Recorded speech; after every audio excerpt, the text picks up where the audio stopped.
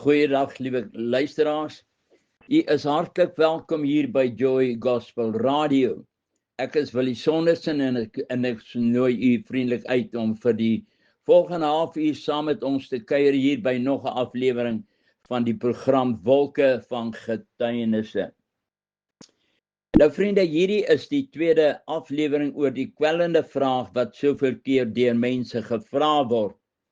As God 'n God is van liefde, waarom is daar soveel hartseer en ellende op die aarde? Nou hierdie vraag het my gekwel en as 'n Christen wou ek die antwoord weet of ten minste die antwoord weet om vir mense die hoop te kan gee dat God wel 'n God is van liefde en dat daar geen donker kant by God is nie. Ons moet weet dat God sit nie daar in die hemel met 'n groot stok en wag net dat ons oortree, dat hy ons 'n les of twee kan leer. Nou, ek wil dit graag ook baie duidelik stel, vriende, dat ek nie hiermee wil voorgee, soos ek voorheen ook gesê, dat ek nou alles weet en ek het nou 'n antwoord op alles en dit gaan die kwellinge wat ook dalk by u mag wees, gaan dit ook nou gaan dit beantwoord. Nou ek wil die antwoorde uit die woord en moontlik deur die woord wil ek graag meer lig op hierdie kwellende vraag laat skyn. Ek besef dat daar baie bekwame manne en vroue aan die ander kant van hierdie skerm sit wat moontlik meer lig op die onderwerp kan werp. Nou my gebed is, Here, gee my die regte woorde op hierdie uiters sensitiewe vraag. Nou ek wil net 'n kort opsomming maak van waaroor ons verlede week gesels het. Die eerste punt wat ek wil maak is, God skape ons met die vermoë om keuses te maak. God vertrou ons en glo in ons dat ons hom sal eer en hom sal lief hê en hom sal dien en die regte keuses sal maak. Hy aktiveer hierdie vermoë deur die twee bome daar te stel wat Adam en Eva nie mag van eet nie. Nou die besluit lê by die eerste mens om daarvan te eet en die gevolge te dra of gehoorsaam te wees en die goeie te geniet. Wat die besluit ook al was, bly tot vandag toe ons keuse. Nou ons keuse en ons destinasie, dit wat jy gaan besluit, dis jou destinasie. Nou Lucifer is 'n geskape engel, wese wat 'n hoogs vername engel was, word aangestel om 'n hoë gesagsposisie te beklee. Hy was ook in Eden, die tuin van God. Weens sy vername posisie raak hy so vermetel oor sy gesag en skoonheid en rebelleer teen sy skepper en beplan om homself bokant God die skepper te stel. Oorlog vind plaas in die hemel en hy en sy engele wat hy verlei het word neergewerp op die aarde. Nou Lucifer beteken om lig te bring. Light, a light bearer. Lucifer verloor sy posisie in die God se koninkryk en hy word op die aarde neergewerp. In Jesegiel 28 vers 18 beskryf hom en verklaar dat hy tot as verbrand was. Met ander woorde, hy het nie meer 'n liggaam nie en moet 'n gewillige liggaam aanneem waardeur hy kan funksioneer. Ek sê 'n gewillige kandidaat, want Jakobus 4 vers 7 sê, onderwerp julle dan aan God, weerstaan die duiwel en hy sal van julle wegvlug. Soms is dit so gemaklik om maar liewer die sonde te doen as om die duiwel te weerstaan. Jou gedagtes wat opkom, die kyk van jou oë en alles is soms verleidelik en jy kan daarin val. Jy moet opstaan teen daai gedagte. Jy moet opstaan teen die kyk en sê, Here, bewaar my, help my. Nou God plaas Adam en Eva in die tuin en beveel hulle om daaroor te heers en te vermeerder.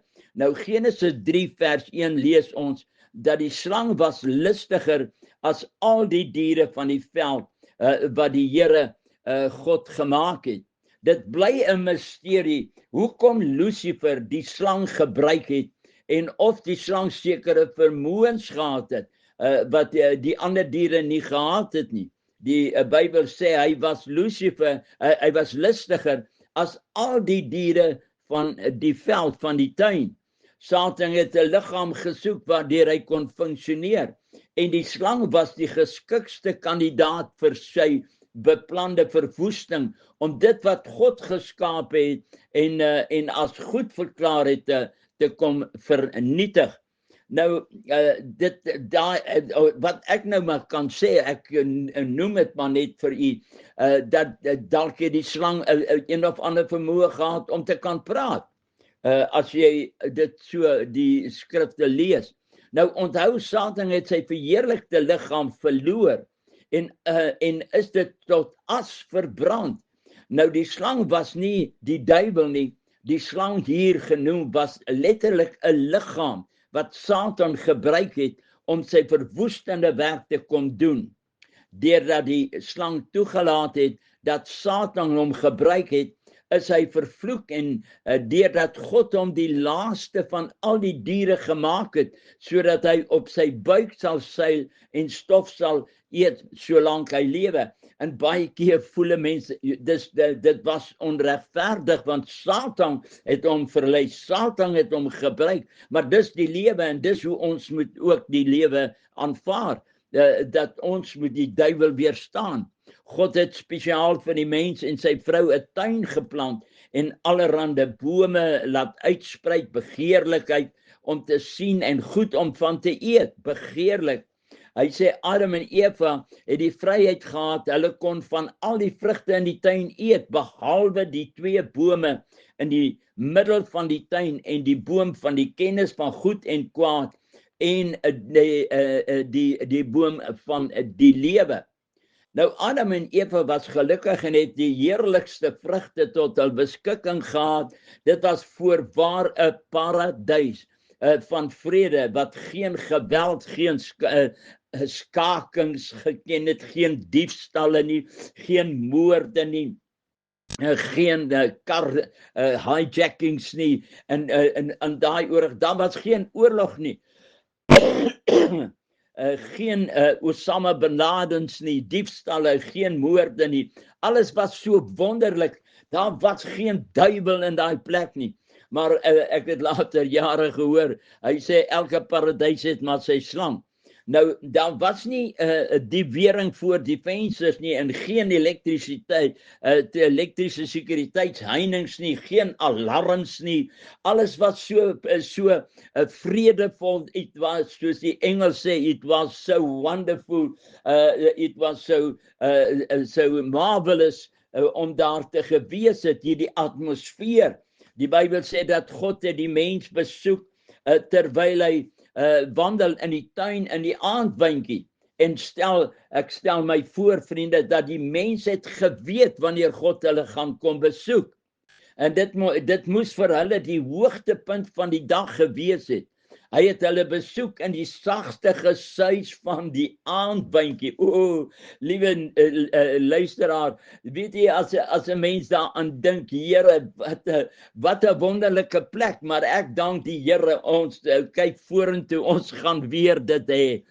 God het soveel vertroue in die vermoë van die mens geplaas, dat hy al die diere na die mens gebring het, om te sien hoe hy hulle sal noem. Hy toets sy skepping en skakel so die vermoë by die mens aan en staan angstig en toekyk hoe hy daardie vermoë aktiveer, hoe hy hierdie taak gaan verrig om die diere name te gee. Dink net daaraan, daardie ontsaglike werking van die brein van Adam, toe hy voor die diere van die veld en die voëls gestaan het en elke een name gegee het. Dit was die eerste keer wat hy sulke verskillende diere gesien het. God het 'n stukkie van sy kennis, ek glo, oorgeplant, soos wat hy ook in die ou diertjies, die honde en alles vir hulle sê, wanneer hy moet gaan eet en wanneer hy honger is. Dis alles ingeplant in sy komputertjie. Nou dis 'n soos ek nou sê, 'n stukkie van die kennis van God oorgeplant in Adam. Nou Adam was 'n super intellektuele wese, want God het daardie vermoë aan hom gegee om besluite te kan maak. En die Bybel sê, soos Adam die diere genoem het, so moes hulle naam wees. Iets baie interessant, Genesis 2 vers 20 verklaar die Bybel dat God het onder die diere 'n hulp vir Adam gesoek. En onder die diere kon God geen hulp vind wat by Adam sou pas nie. Dis wonderlik, vriende. God het toe vir Eva geskape wat by hom by Adam sou pas. En Adam het haar manin genoem. Sy kom uit Adam uit. Sy was binne in Adam en God het haar geskape. Alles wat God geskape het, het hy gesien dat dit goed was. As God verklaar dat sy skepping goed was, dan was daar geen vlek in sy produk wat hy gemaak het nie. Dit was volmaak. God was in sy skik met sy skepping en het gesien dat die vermoë, die besluite wat hy in Adam ingebou het, so suksesvol was, dat hy die diere, die voëls, die wilde diere name kon gee. Dit was die eerste toets wat God gemaak het, om te sien hoe hy funksioneer, hoe hierdie brein wat hy so pas geskape het, funksioneer. Soos ons in vandag se dae sal sê, hierdie komputer. Nou die skepping om te besluit te kon maak, het hy dit in ons ingebou, en dit was goed in God se oog. Lucifer het nie beskik oor 'n liggaam nie.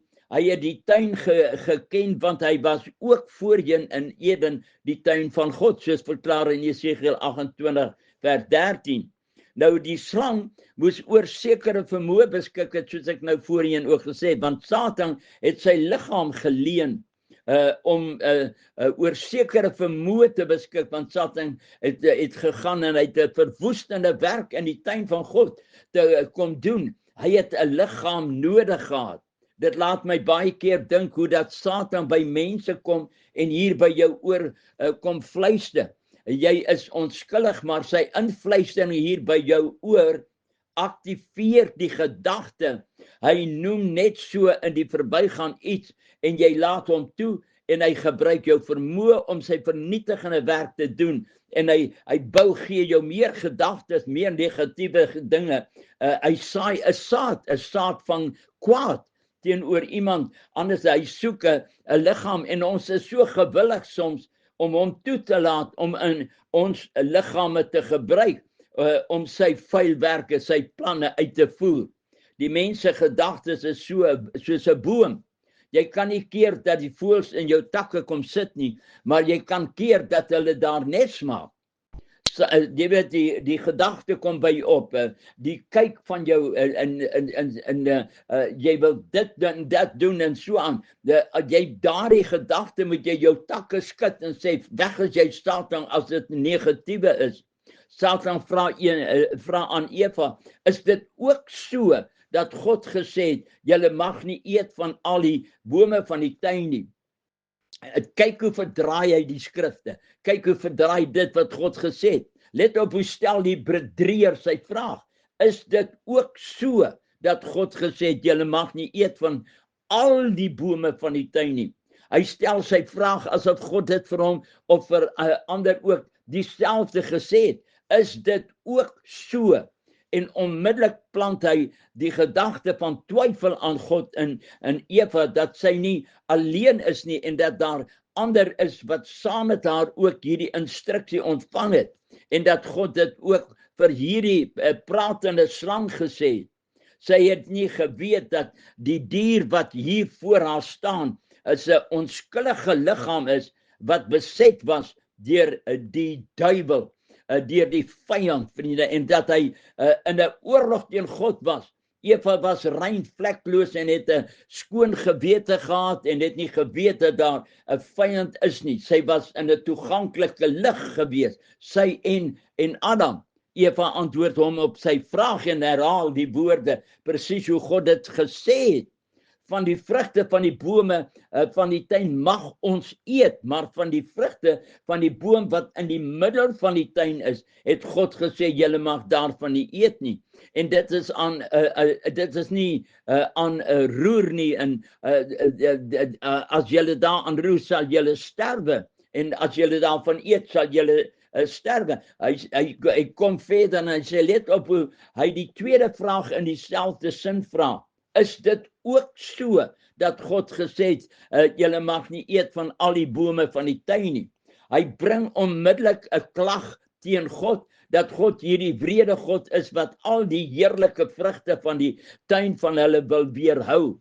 Volgens die duiwelse beskuldiging en aantuigings was hulle veronderstel om nie van een van die vrugte van die bome van die tuin te eet nie. Is dit ook so dat God gesê het, julle mag nie eet van al die bome van die tuin nie? Onthou, hy is die vader van die leuen, hy's 'n bedrieër, hy's 'n draak, hy's 'n slang.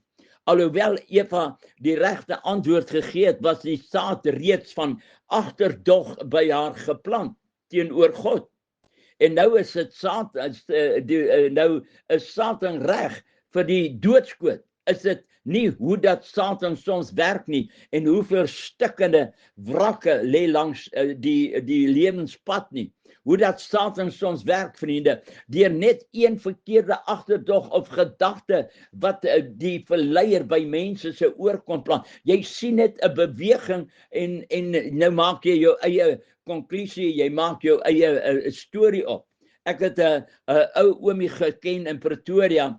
Hy was so jaloers op sy vrou, dat as hy by die werk is en hy toevallig gewerk by die Unie-geboue, dan sê die duiwel vir hom, as jy nou huis toe gaan, gaan jy jou vrou in die bed vang met 'n ander man. Dan gaan hy en hy gaan vra by die werk, want hy het nou 'n vreeslik geweldige hoofpyn en hy moet dadelik by die huis kom. Dan uit 'n fiets gaan, dan jaag hy huis toe met sy trapfiets van die Unie-geboue af, waar hy gewerk het, na Mountain View toe, is 'n voorstad van Pretoria, om sy vrou op heterdaad te betrap. As hy by die huis kom, dan gooi hy die fiets neer langs die huis en hardloop om die huis, en as hy aan die agterkant kom, dan sien hy net hoe sy vrou net besig is om oorpak oor die draad wat sy sopas gewas het, oor die draad te hang, wat sy dan is hy so kwaad en hy so deur die duiwel gedrywe dat hy die oorpak begin slaan. Want al wat hy sien is die ander man, wanneer hy weer tot sy sinne kom, kan hy sien, vriende, dan voel hy so vernederd. Dan dis hoe Satan werk, vriende. 'n Mens moet die Bybel sê, be sober, be vigilant, for your adversary, the devil, as a roaring lion, walketh about, seeking whom he may devour. Hy sê, him resist, steadfast in the faith, knowing that the same afflictions that are accomplished in your brethren, which is also in the world. Nou sy vrou staan onskuldig en toekyk oor sy die stormverjaagde vuur van jaloesie wat hom byna verteer het. Ons moet onthou, Satan is 'n geskape wese en hy het dit teen God. Die konflik is teen die koninkryk van God, omdat hy sy posisie en sy heerlikheid verloor het, deurdat hy homself bokant God wou stel. Hy weier om bes te gee en sal tot die uiterste gaan om die tweede ronde van die geveg te wen. Sy subtiele aanval teen die mens was die guldige geleentheid om hierdie wonderlike skepping wat God so pas gemaak het, te verwoes en sodoende die hele menslike ras aan sy kant te wil kry. Alles wat God geskaap het, was goed. Satan het geweet, as hy God se skepping kan verlei, dan het hy 'n skeuring tussen God en die skepping teweeg gebring. Nou, dink net daaraan, vriende, dat alles wat in die tuin was vir die Adam en Eva daar vir die eerste keer.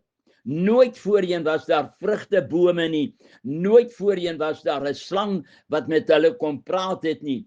Vir Eva was alles so wonderlik, dat hy haar nie gepla het nie, dat die slang skielik met haar 'n gesprek kom aanknoop het nie. Vir haar was dit alles ingesluit in die wonder van die tuin, die Ethiopië waarin sy haar bevind. Sy verseker ook die ontdekkingsreis wat sy gedoen het. Sy het nie geweet wat beteken dit dat as hulle van die verbode vrugte kan gaan eet, dat hulle geen gaan sterwe nie. Sy het nie geweet wat beteken dit om te sterwe nie. Hulle het nie geweet wat gebeur as iemand sterwe nie. Hulle het dit nie geweet nie. En Satan kom daar en hy sê, julle sal sekerlik, as julle daarvan eet, sal julle sterwe. Maar hy sê, God weet dat julle nie sal sterwe nie, maar julle sal word soos hy. Nooit voorheen was daar dood nie. En wat gebeur as hy doodgaan? Hulle het ook nie geweet dat hulle naak was nie. Nou, vriende, hy sê daar in Genesis 3 vers 4 tot 7, tragiese gebeurtenis. Hy sê, toe sien die vrou dat die boom goed was om van te eet, en dat hy 'n lus was vir die oë. Ja, 'n boom wat 'n mens kan begeer om verstand te kan verkry. En sy neem van sy vrugte en eet, en gee ook aan haar man by haar. Adam moes die hele gesprek met die slang dalk gehoor het, want toe sy eet, het sy ook vir haar man by haar gegee. In steede daarvan dat Adam ingetree het, die man was, vriende, om van te eet, en hy het ook geëet. Die Bybel sê spesifiek by haar, Adam was die priester van die huis, en waarom het hy nie ingetree, en die duiwel weerstaan het nie? Sal ons nie weet nie, vriende, ons ken nie daai gedeelte nie. En mense kan baie bespiegelings maak en baie skrifte kry, maar al die ander vrugte wat hulle tot op daardie oomblik geëet het, het hulle geëet as voedsel. Maar hierdie vrug was iets anderster. Sy sê van dit vrug wat by Eva 'n begeerte opgewek het. Nooit voorheen was daar so iets nie. Skielik het al oop gegaan, en die eerste wat hulle sien was dat hulle naak was. Dat hulle naak was, dat hulle nooit voorheen het dit hulle gekwel nie. Hulle het al twee naak rondgeloop. Daar was nooit enige begeerte na mekaar toe nie. Hulle het by mekaar gebly.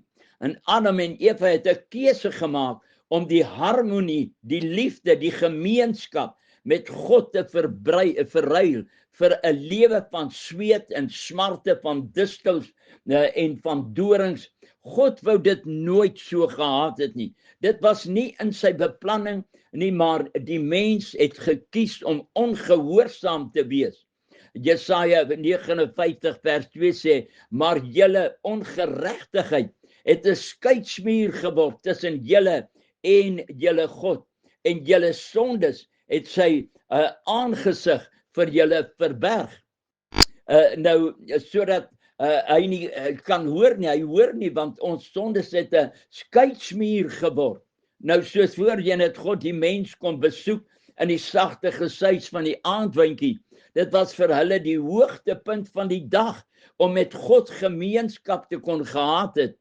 Nadat hulle geëet het van die vrug, het hulle gaan wegkruip, en toe God hulle roep en vra, mens, waar is julle? Toe antwoord hulle hom en sê, ons het u geruis gehoor, en ons het gevrees, want ons was naak. Hulle, ek kan nie sien, hy praat hier, ons het jou geruis gehoor. Nou, wanneer 'n mens sonde val, dan word daar die wonderlike dinge van die Here vir jou 'n geruis in jou ore.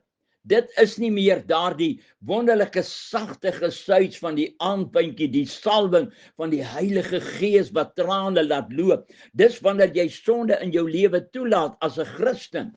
As hy so saggies met jou gedeel het, die Here, die Heilige Gees, sy lieflike Gees van God, wat so deur jou lewe vleg, wat so deur jou kom, daardie teenwoordigheid, wanneer God met jou praat.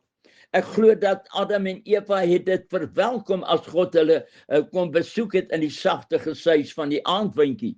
Daar was 'n vrede wat onbeskryflik moes wees.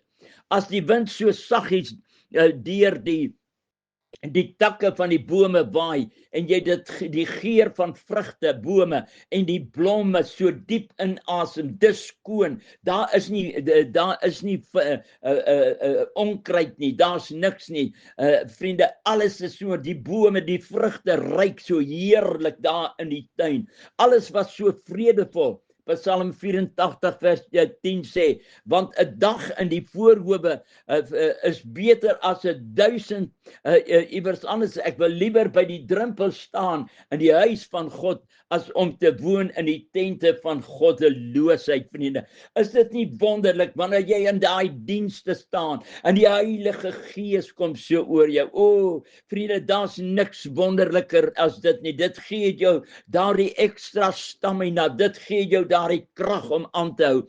Is dit nie merkwaardig nie, vriende? As iemand gesondig het, dan vermy hulle altyd God se teenwoordigheid. Jy skaam, jy wil nie in God se teenwoordigheid nie. Adam en Eva het gaan wegkruip, want skielik was die teenwoordigheid van God 'n bedreiging. Ons het u gedruis gehoor en ons het gevrees. Die vrye keuse om besluite te maak, die vermoë wat God by sy produk ingebou het skielik sy selfmoordwapen geword. Hulle het geskuil tussen die bome van die tuin. Hulle het vye blare gevat om hulle naaktheid te bedek. Hulle het dadelik gesien hulle is naak. Hoeveel keer gebruik ons nie verskonings om agter dit skuil nie? Daardie een het my nie gegroet nie, daarom gaan ek nie meer kerk toe nie. Die pastoor of die bedienaar van die woord skimp net gedurig op my en ek is nou moeg daarvoor.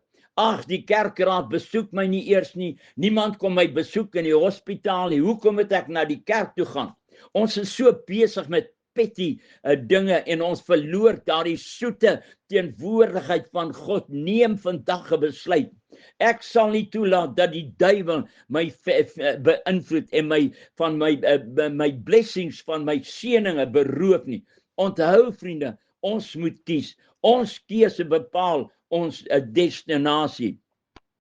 Nou, vriende, ons het dis vir ons om die duiwel weer te weerstaan. As hy kom met 'n vuil gedagte, dan sê hy in Jesus naam, maak soos die Gees van God gesê het vir die duiwel toe hy sê, die Here bestraf jou. Ek het dit al baie gedoen. As hy kom met sy vuil gedagtes en vuil oë wat hy vir jou kom, dan sê ek vir hom, ek sê die Here bestraf jou. En vriende, hy moet vlug. Hy kan nie verder aangaan nie.